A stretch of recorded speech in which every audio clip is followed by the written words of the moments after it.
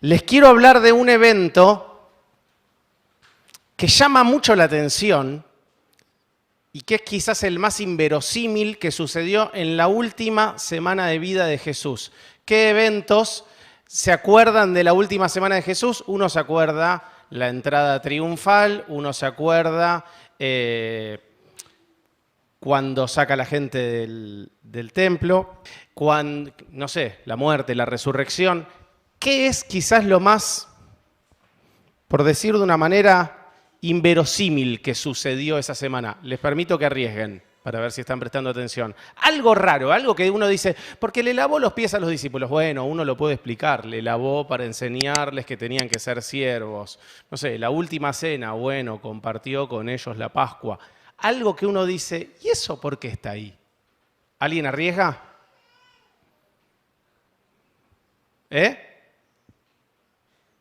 Silencio.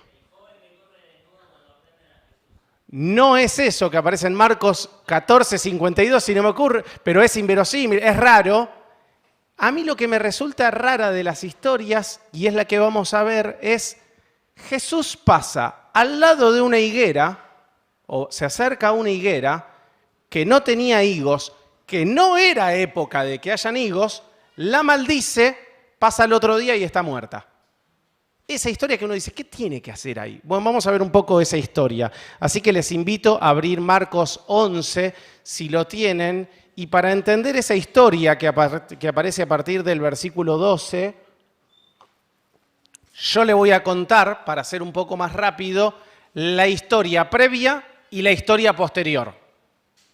Entonces, si quieren, abran sus Biblias en Marcos 11, del 1 al 11, ténganla, vayan mirándolo, después vamos a leer el 12, pero ténganla, vayan mirándolo, así van confirmando lo que les voy contando.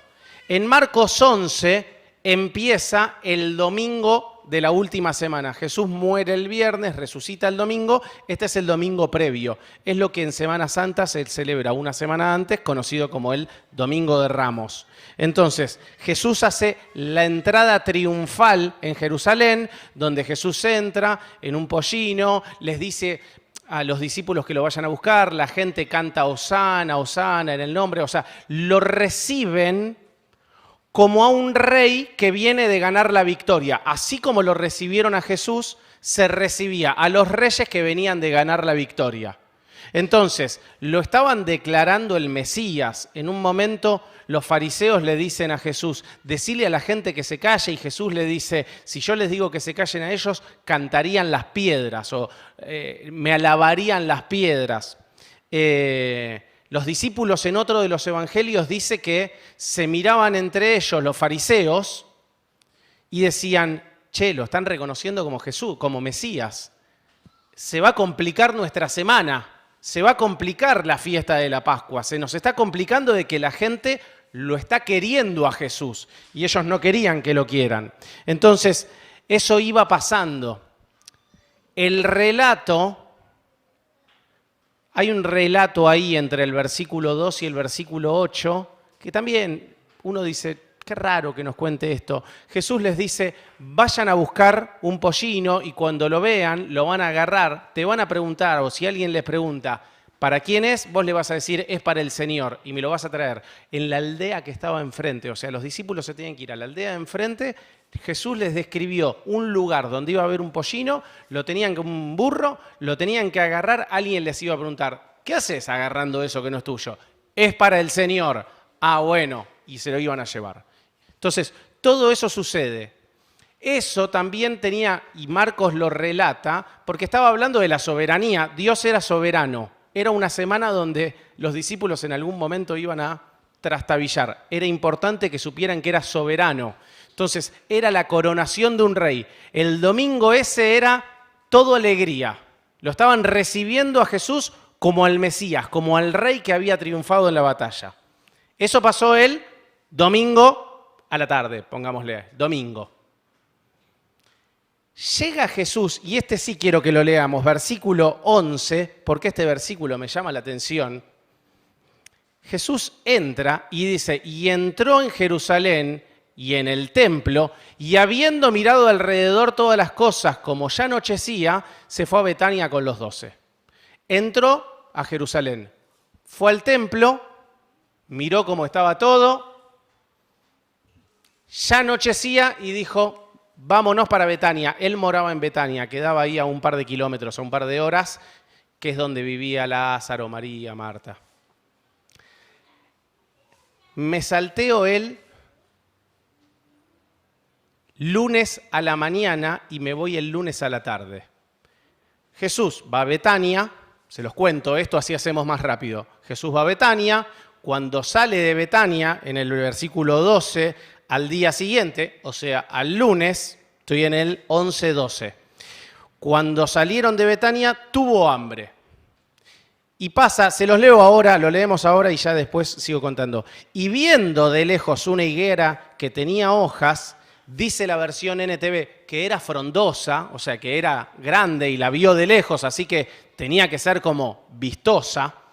Entonces, viendo de lejos una higuera que tenía hojas, fue a ver si tal vez se hallaba en ella algo, pero cuando llegó a ella,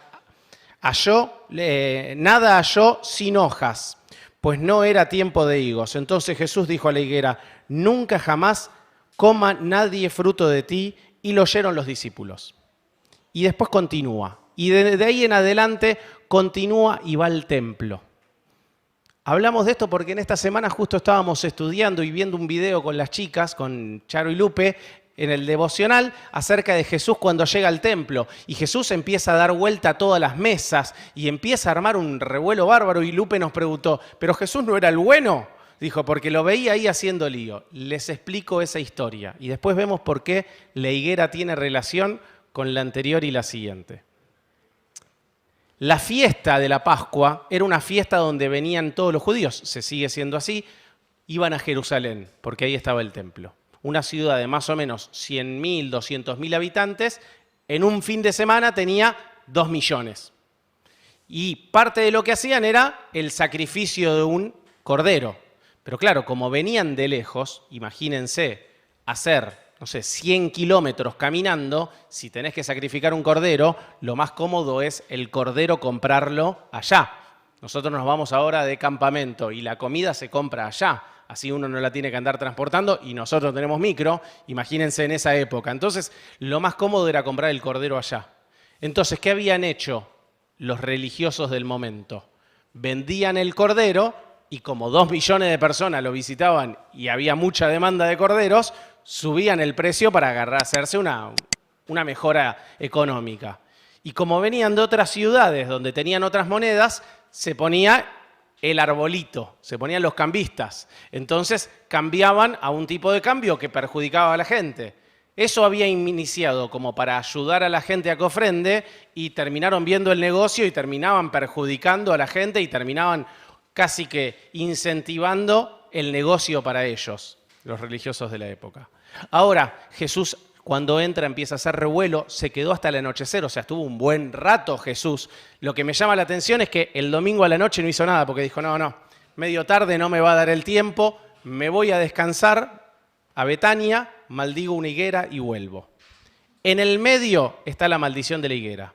¿Por qué decimos que tiene relación?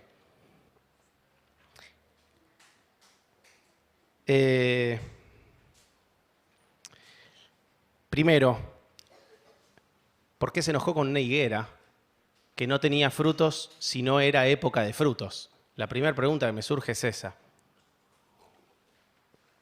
Los estudiosos de la agronomía lo que dicen es, la higuera es un árbol que cuando sale el fruto sale junto con las hojas. De manera que si vos la ves y es con muchas hojas, tiene mucho fruto.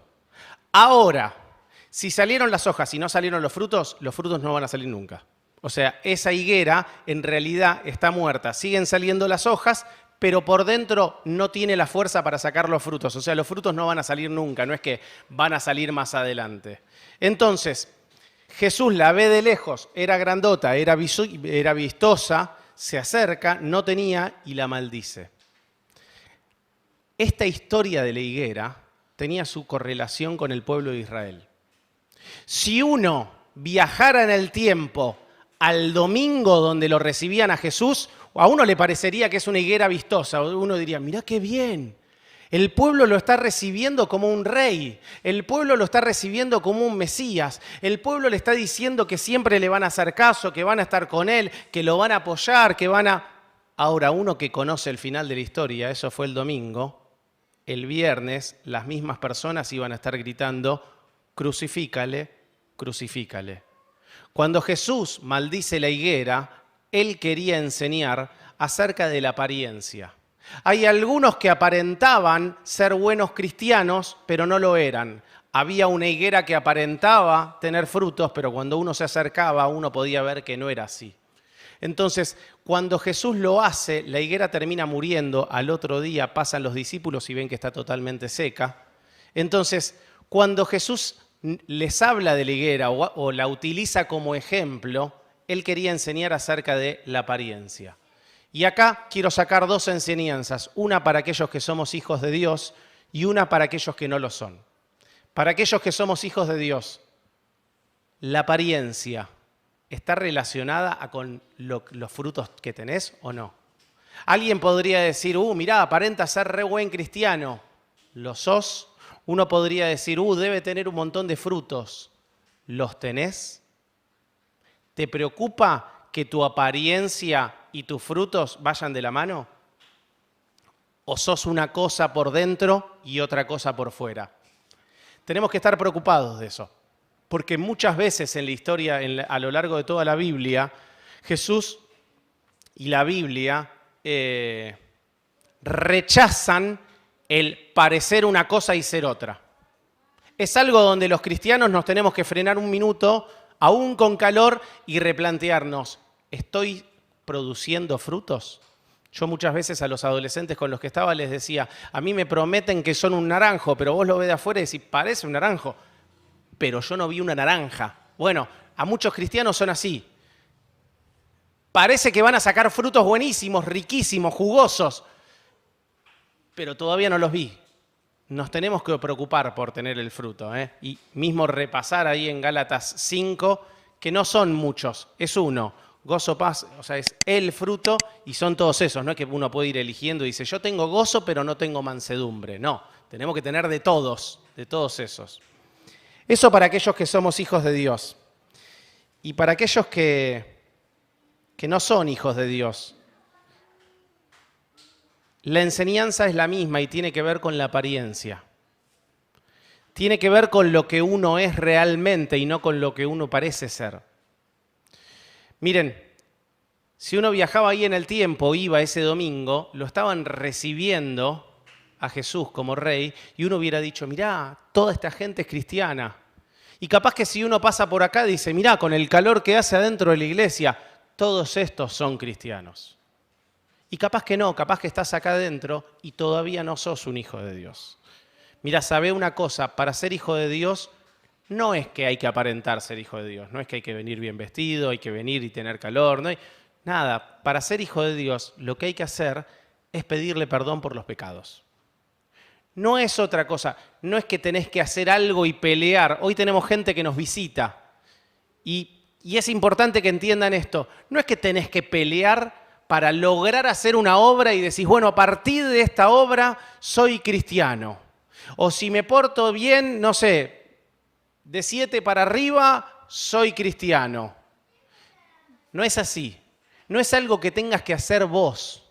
Para que seas un hijo de Dios, Jesús ya hizo todo en la cruz. Ese viernes, cuando murió en la cruz, lo que estaba haciendo era pagar por los pecados tuyos y los pecados míos. El que no tenía pecado, pagó por los pecados. Dijo, yo voy a recibir el castigo. Entonces, lo único que hay que hacer es recibirlo como un regalo. Yo te doy un vaso de agua, ¿qué es lo que tenés que hacer? Agarrarlo. Bueno, la salvación es igual. Dios nos da la salvación a través de Jesús. ¿Cómo la recibimos? Pidiéndole perdón por nuestros pecados. Aceptándolo en nuestro corazón, diciéndole, Dios, entiendo que soy un pecador, entiendo que yo me merecía el infierno, entiendo que por más de que yo pelee por conseguir ir al cielo, no lo voy a lograr porque mis pecados me distancian, porque mis pecados me sacan del cielo.